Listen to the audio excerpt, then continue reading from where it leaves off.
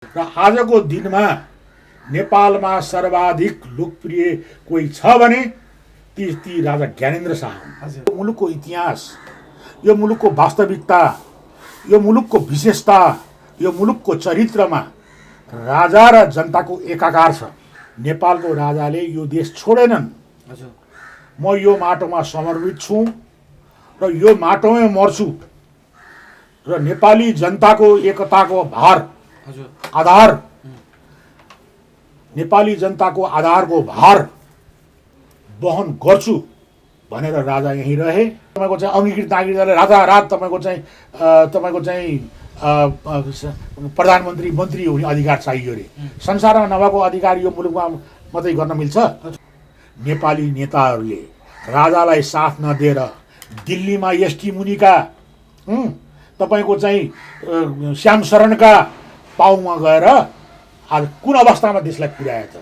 आज कसरी हामीलाई चाहिँ बाह्य शक्तिले चाहिँ आज प्रभावित पारिरहेका छन्, कसरी यहाँ तपाईँको देशमा अशान्ति भइरहेको छ। 2/3 सरकारले पनि किन काम गर्न सकेको छैन, किन कुकुर र बिरालो जस्तो चाहिँ झगडा गरिरहेका छन्। गोलमेज सम्मेलन गरेर राष्ट्रिय एकताको चाहिँ तथा मेलमिलापको नीतिबाट यदि राजालाई स्थापित गरिन्छ भने यो सर्वोत्तम छ। हाम्रो पनि चाहना त्यही छ, हाम्रो सुझाव पनि त्यही छ। तर यदि गर्दैनन् भने नेपाली हामीले चुनावमा हामी जाँदैनौँ। जनतालाई भ्रमित भयो, जनतालाई उहाँले जनताको नोक्सानी, जनता हिंसा नहोस्, जनता मारेर राजा हुन उहाँलाई इच्छा भएन र उहाँ बसिबक्स्यो। तर उहाँ बाहिर गइसकेपछि त्यसको परिणाम के आयो त? नेताहरूले राम्रो काम गरेको भए, देशलाई अगाडि लगेको भए, राष्ट्रको गौरव बढाएको भए, नेपालीलाई चित्त बुझाएको भए त हामीलाई चाहिँ ठिक थियो त, राजा बाहिरै बस्थे। जसरी हिजो राजा विस्थापन गर्नलाई चाहिँ यिनीहरू आएका थिए, त्यसरी आज नेपाली जनता सिंहदरबार घेरेर, बालुवाटार घेरेर तपाईँको चाहिँ राष्ट्रिय सेनालाई साथमा लिएर आन्दोलन गर्नेछ र राजालाई स्थापित गरेरै छोड्नेछ। समाजको आवाज.com पुनरुत्थानवादी शक्ति नेपालका प्रमुख नेता शेखरजङ रायमाझीलाई हाम्रो च्यानलमा स्वागत छ। धन्यवाद। हजुर, तपाईहरू विगतका वर्षदेखि राज संस्था भनेर लागिरहनु भएको देखिन्छ। यो राज संस्था जनताहरूले विस्थापित गरिसकेको छ, तपाईहरू स्थापित गर्न खोज्दै हुनुहुन्छ। राज संस्था किन र केका लागि? प्रश्नको लागि धन्यवाद छ। हजुर, के छ भन्नुहोला भने यो चाहिँ मुलुकसँग जोडिएको विषय हो। हजुर, यो मुलुकको निर्माणमा चाहिँ बडा महाराज पृथ्वीनारायण शाहले गरेका हाम्रा पिता, हाम्रा पुर्खाहरूले उहाँलाई साथ दिएर उहाँको कमान्डिङमा, उहाँको नेतृत्वमा यो मुलुक खडा भएको। त्यसकारण यो मुलुकको इतिहास, यो मुलुकको वास्तविकता, यो मुलुकको विशेषता, यो मुलुकको चरित्रमा राजा र जनताको एकाकार छ। यो मुलुकमा राजा बिनाको नेपाल कल्पना पनि गर्न सकिँदैन। तर हाम्रा केही नेताहरू निजी स्वार्थको लागि, आफ्नो सत्ता स्वार्थको लागि विदेशी शक्तिहरूसँग साँठगाँठ गरेर उनीहरूले नेपालबाट राजालाई निषेध गरे। तर नेपालको राजा माटोसँग जोडिएको, नेपालको राजा तपाईको चाहिँ यसको क्यारेक्टर भावनाले नेपालको राजाले यो देश छोडेनन्। म यो माटोमा समर्पित छु र यो माटोमै मर्छु र नेपाली जनताको एकताको आधार नेपाली जनताको आधारको भार वहन गर्छु भनेर राजा यहीँ रहे र राजाको शालीनता, राजाको सदाचारिता र राजाको चाहिँ तपाईँको चाहिँ साधारणपन र उनको चाहिँ देशप्रतिको निष्ठा र त्यागबाट नेपाली जनता आज वशीभूत अवस्थामा छ। र आजको दिनमा नेपालमा सर्वाधिक लोकप्रिय कोही छ भने ती राजा ज्ञानेन्द्र शाह हुन्। र अब तपाईँले को प्रश्नले के पनि बताउँछ भने राजाको शासन र जनताको शासनमा के फरक, अथवा राजा नै किन तपाईँको प्रश्न यो देखाउँछ के छ भन्नुहोला भने राजालाई हामीले शासन गर्न ल्याउन लागेको होइन। नेपाली राजा बडा महाराज पृथ्वीनारायण शाहको दिव्य उपदेश हेर्नुहोस्। विराज बखतीलाई मैले चाहिँ नियुक्ति गर्न चाहन्थेँ प्रधानमन्त्रीमा, तर जनताले चाहिँ तपाईँको चाहिँ कालु पाण्डे खोजेको हुनाले कालु पाण्डे नै तपाईँको चाहिँ नियुक्ति गरिन्छ भन्नुभएको थियो। त के छ त्यसले के बताउँछ भन्दाखेरि लोकसम्मतिको आधारमा जनताको चाहना र भावनाको आधारमा शासन गर्नुपर्छ, त्यो देशमा त्यस प्रकारको शासन हुनुपर्छ भन्ने कुरामा राजाहरू सधैँ तपाईँको सचेत छन्। र राजा ज्ञानेन्द्र पनि सकेसम्म जनताको शासन जनतैबाट होस्, बुझ्नु भएन? उहाँ नागरिक अधिकार र देशमा तपाईँको जनताको शासनमा उहाँ असाध्यै होसियार भइबक्सिन्छ। तर जब देशमा विप्लव हुन्छ, राज्यमा उपद्रव हुन्छ, राज्य विखण्डनको अवस्थामा जान्छ, राज्य हिंसा हुन्छ भने राजगद्दीमा बसेर गद्दीमा टाँसिएर बस्ने मात्रै कुरा आउँदैन। राजगद्दी बाजी राखेर पनि देश बचाउनु पर्छ भन्ने चाहिँ राजाको कर्तव्य हुन आउँछ। त्यो नेपाली जनताको वास्तविक हितमा हुन्छ। तर राजाको त्यो साहस, राजाको त्यो देशप्रतिको चाहिँ तपाईँको चाहिँ अगाध स्नेहलाई गलत अर्थ लगाएर नेपाली नेताहरूले राजालाई साथ नदिएर दिल्लीमा एसटी मुनिका तपाईँको चाहिँ श्याम शरणका पाउमा गएर आज कुन अवस्थामा देशलाई पुर्यायो त? आज कसरी हामीलाई चाहिँ बाह्य शक्तिले चाहिँ आज प्रभावित पारिरहेका छन्, कसरी यहाँ तपाईँको देशमा अशान्ति भइरहेको छ। 2/3 सरकारले पनि किन काम गर्न सकेको छैन? किन कुकुर र बिरालो जस्तो चाहिँ झगडा गरिरहेका छन्? किन भन्नुहोला भने उनीहरू विदेशीहरू र बिकाउ छन्, उनीहरूको प्रभावमा छन्। उनीहरू आफू मन्त्री हुन पाए हुन्छ, आफ्ना परिवार बन्न पाए हुन्छ, आफ्ना आसेपासे बन्न पाए हुन्छ, आफू बाहेक उनीहरूले जनता हेर्न सकेनन्, जनता हेर्न भ्याएनन् पनि। यसैमा इङ्गेज भए। त यसले राष्ट्रलाई क्षति पुर्यायो। देशको अवस्था के छ हेर्नुहोस् त। आज कोरोनाको महामारी, आज तपाईँको चाहिँ नक्कली तपाईँको चाहिँ जनताको स्वास्थ्यमाथि खेलवाड गरेर नक्कली तपाईँको चाहिँ मसिनहरू किनिरहेका छन्, नक्कली औषधिहरू किनिरहेका छन्, अरबौँको भ्रष्टाचार गरिरहेका छन्। भ्रष्टाचार बाहेक यहाँ छ के? यसरी चल्छ? भाटको शासन हो यो, 21औं शताब्दी हो, सचेत जनता छन्। र यसकारण जनताले राजाहरूले सधैँ शासन गरेनन्। 250 वर्षको शाहवंशी कालमा राजा महेन्द्रको चाहिँ 11 वर्षे शासनलाई आज कतिपय सिपी मैनालीहरू नेताहरू, कतिपय तपाईँको काङ्ग्रेसका नेताहरू, त्यो त स्वर्णिम युग रहेछ, स्वर्णिम काल रहेछ। राजा महेन्द्रले 17 सालदेखि 28 सालसम्म गरेको शासनलाई नेपालको अस्तित्वको रक्षा, नेपालको राष्ट्रिय एकता बलियो भएको र जनताको चाहिँ तपाईँको चाहिँ विकासको जग हालेको, आधुनिक विकासको जग हालेको होइन, र देशलाई चाहिँ एउटा चाहिँ अमन चयनमा लगेको भनेर आज भनिएको छ।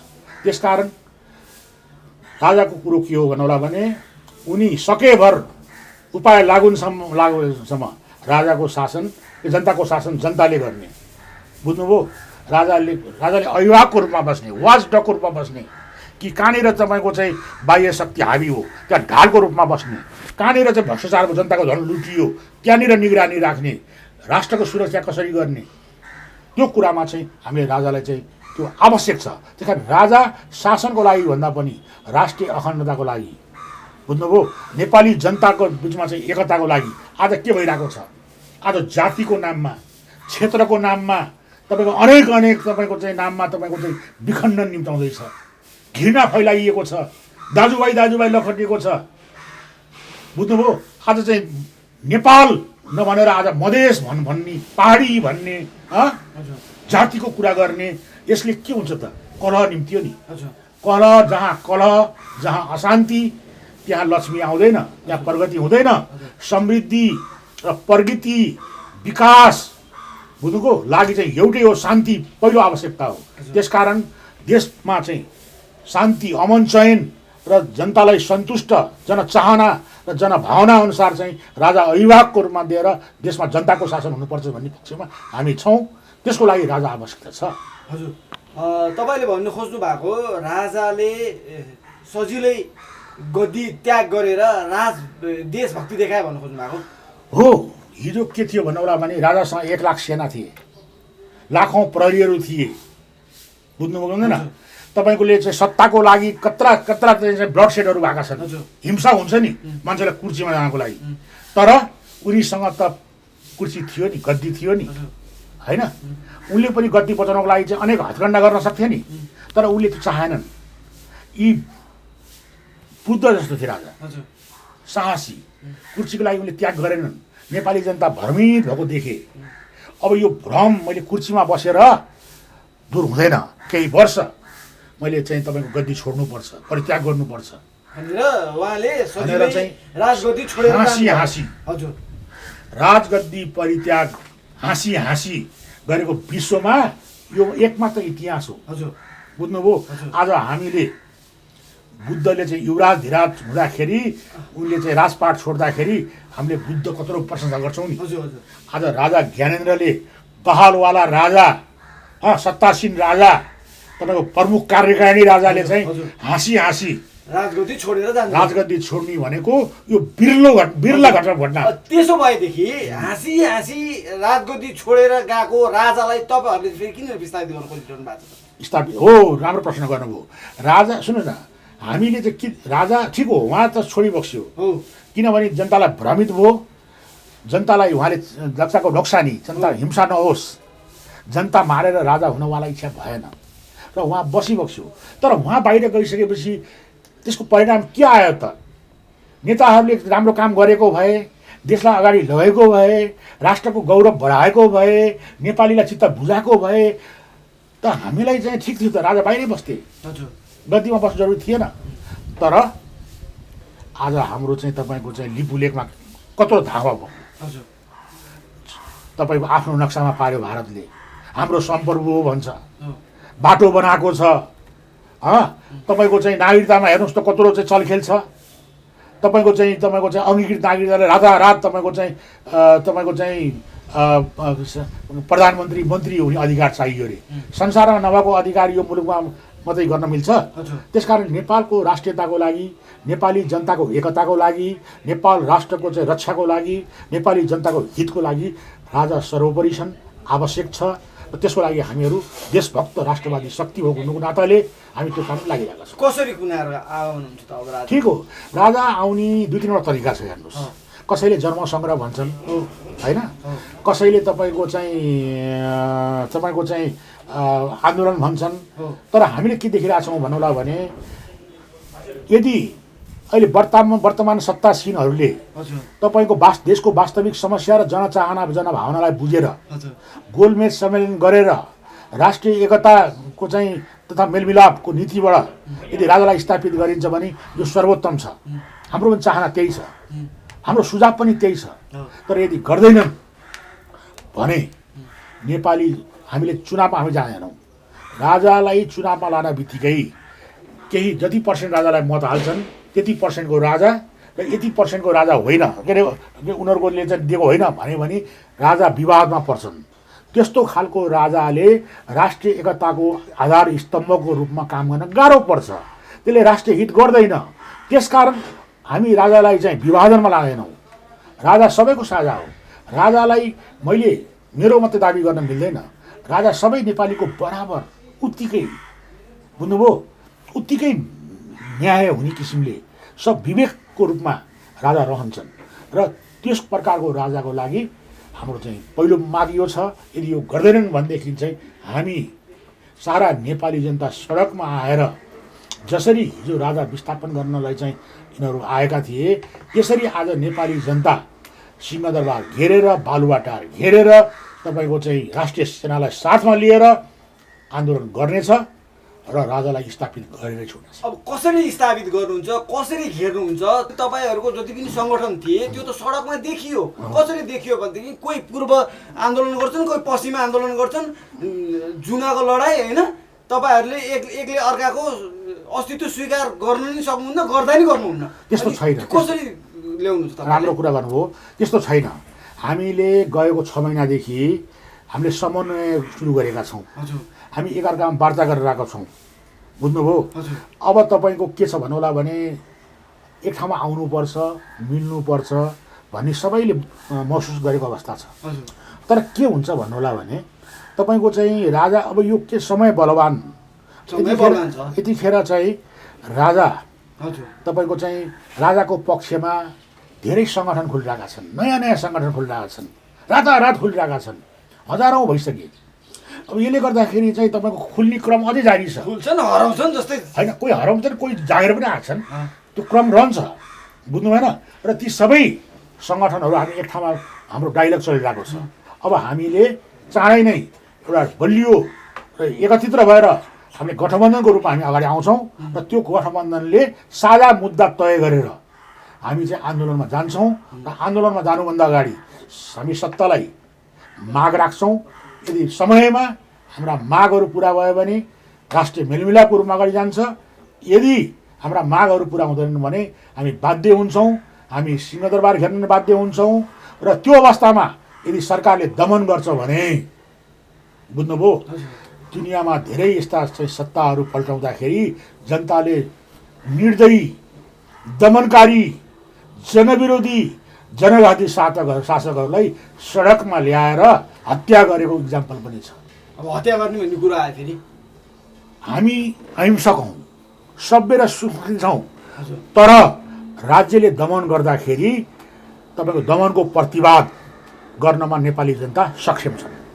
हस्, यहाँको समय र समाजको लागि धेरै धन्यवाद। यहाँलाई पनि धन्यवाद छ। समाजको आवाज.com